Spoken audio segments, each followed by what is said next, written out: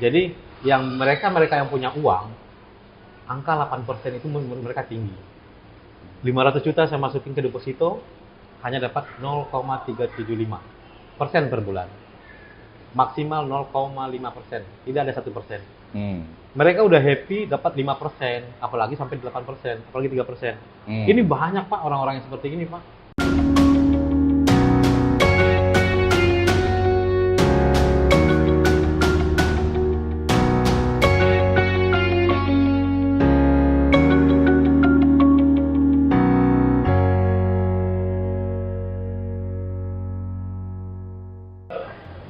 Kali ini kita akan lanjutkan bicara tentang tren bisnis ke depan ya.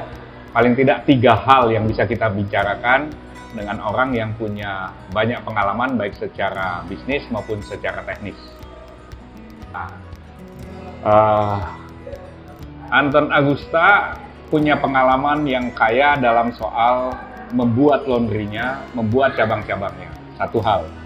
Yang kedua, dia punya pengalaman yang kaya, inovatif dalam mendukung hadirnya, boleh dikatakan semacam produk-produk yang bisa mendukung pengusaha laundry berhasil.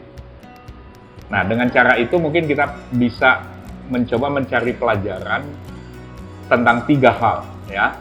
3 hal. Yang pertama mungkin kita ingin dengar pandangan apakah ada plus minus kalau kita bicara soal laundry self service. Menurut Uda Anton bagaimana? Ya, self service laundry coin, laundry kartu. Ya. Ini peruntukannya bagi owner-owner yang tidak mau ribet sebetulnya. Ada kan beberapa orang, Ya. saya mau punya bisnis tapi saya tidak profesional di bidang itu. Ya. Nah, tapi saya punya uang. Ya. Ini yang paling pas buat mereka. Solusinya itu ya. Itu solusinya buat mereka. Karena dengan satu owner bisa mungkin membuat 50 cabang kan. Iya. Karena dengan manajemen yang simple dan tidak terlalu rumit, tidak harus menguasai banyak ilmu di bidang laundry, mereka bisa eksis di dunia laundry. Jadi itu boleh nggak saya katakan bahwa laundry self service dengan menggunakan baik teknologi apapun, entah itu kartu, IoT, koin apa segala macam itu memudahkan orang yang punya bisnis untuk melakukan kontrol tanpa dia terlibat terlalu detail mengenai operasional gitu ya. Betul.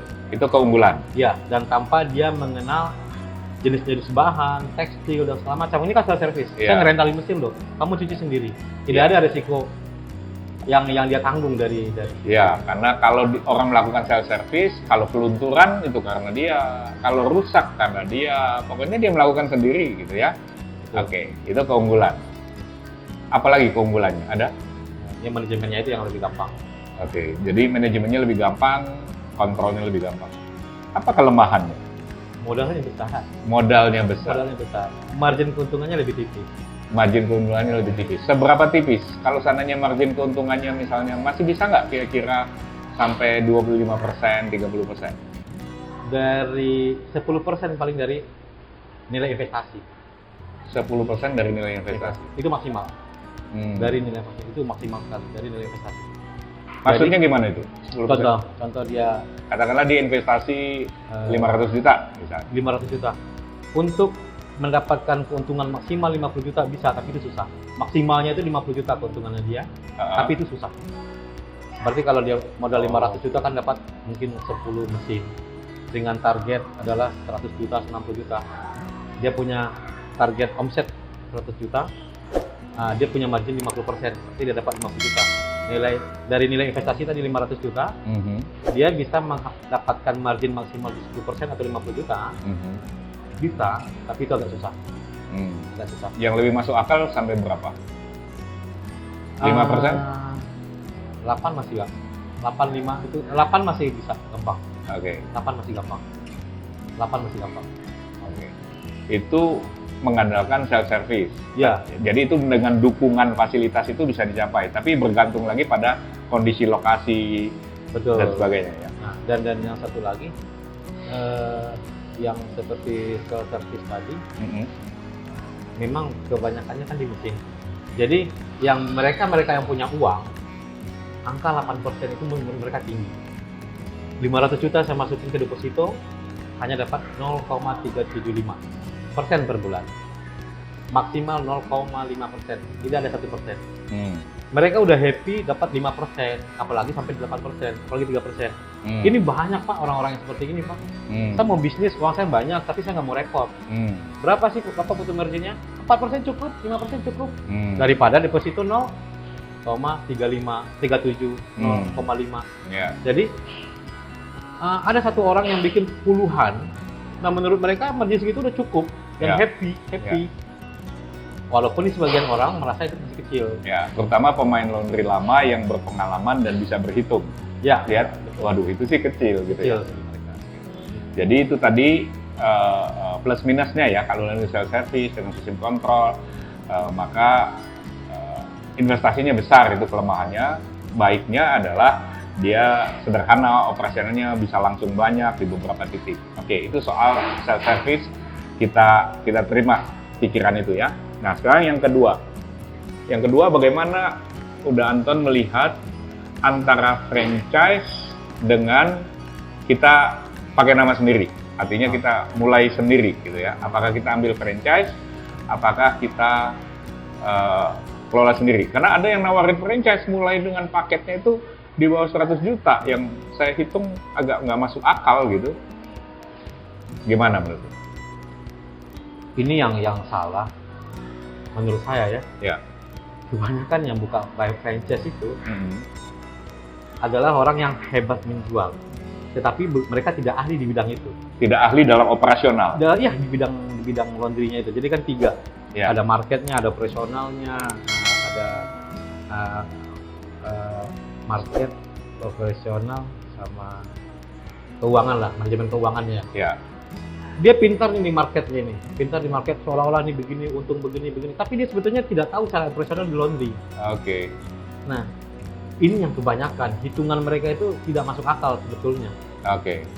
Tapi kalau benar-benar yang franchise yang benar-benar mengerti dengan laundry, is oke. Yang kedua, itu balikin lagi ke kita yang mau memilih. Kita seserius apa sih mau terjun di bisnis yang seperti ini? Keterlibatan kita? Ya, keterlibatan kita. Apakah ini hanya sebagai bisnis sampingan? Oh, saya pekerja, gaji saya sekian, saya pengen punya usaha deh, saya pengen ini deh. Tapi saya nggak mau terlalu repot banget gitu loh. Saya maunya hanya ya, investasi gitu aja. Is oke, ngapain bangun sendiri, franchise aja. Tetapi kalau dia mau benar-benar serius terlibat di situ, kenapa juga harus franchise? Banyak kok sekolah-sekolah laundry. Kita lihat dari YouTube-nya Bapak juga. Banyak diajarkan, dari buku-buku juga banyak diajarkan. Yang penting mental kita siap nggak untuk berbisnis, yang terjun langsung. Kalau kita siap, nggak perlu franchise menurut saya. Bangun brand sendiri, bangun merek sendiri. Dan jiwai sendiri bisnis itu, salah satu lebih oke. Bisa nggak saya katakan bahwa kalau Anda ingin terlibat secara operasional agak detail,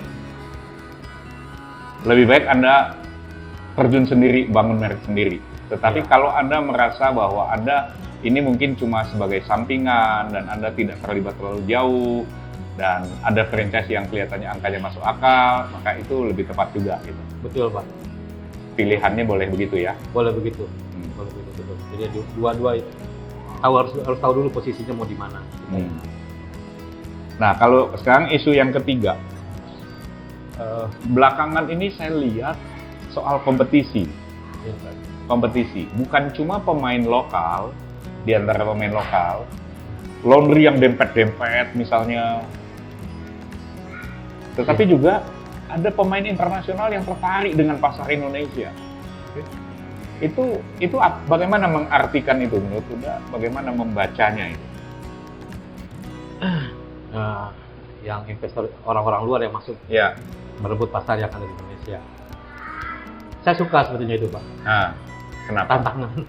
Oke. Jadi kalau kita pengen besar, memang harus ada kompetitor. Ya. Dan semua ide kita akan keluar.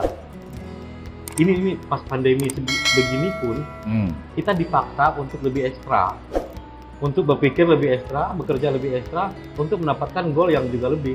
Tidak bisa kita lebih malas-malasan atau semacam. Nah, dengan datangnya ini kompetitor itu yang akan memicu kita gimana kita eksis juga melawan kompetitor. oh strategi mereka begini, dalamin dulu strategi mereka, Hmm. lihat di titik lemahnya di mana, kita main di situ gitu kan. Oke. Saya suka ada kompetitor.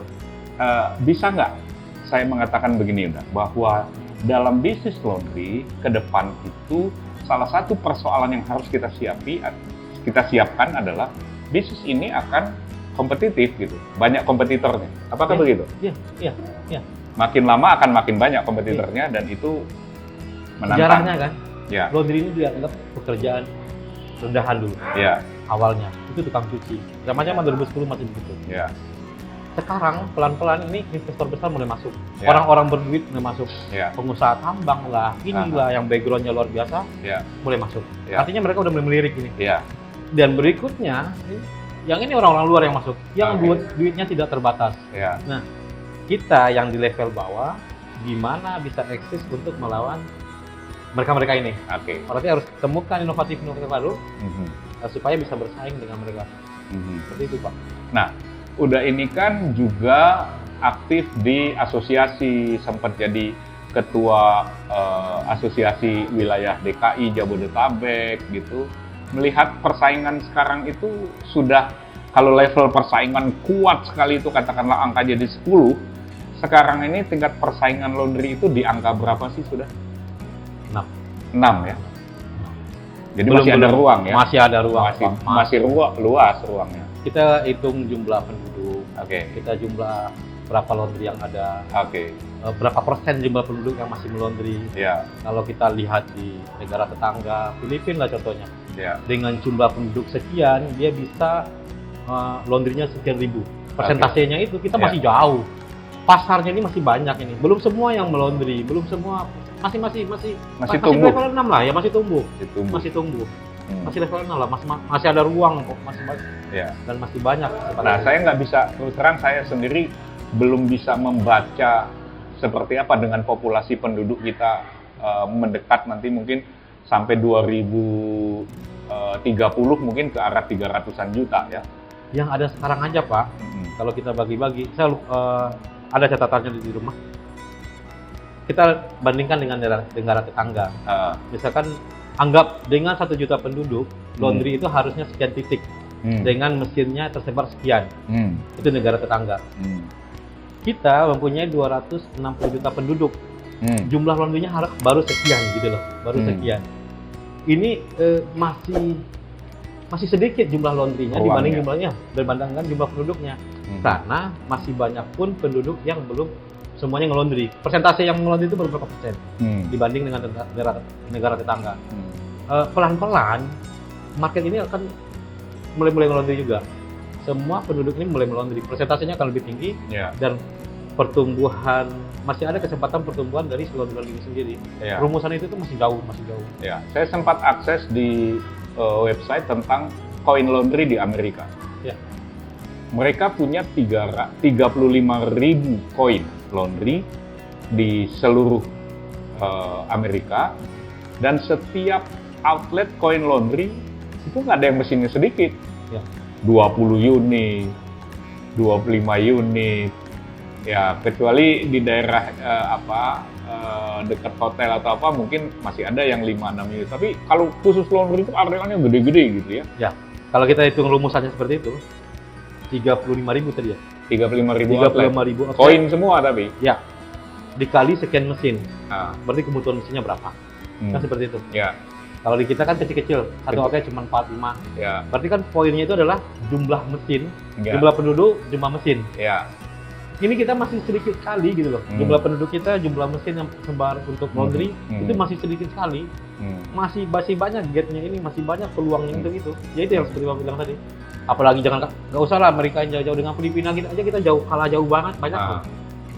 Filipina cuman jumlah penduduknya berapa puluh juta, dengan jumlah mesinnya yang tersebar berapa, laundry berapa, persentase itu kita masih jauh sekali, masih jauh.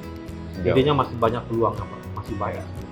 Nah itu sebabnya Udanton mengambil jalur juga menjadi pendukung laundry baru, ya.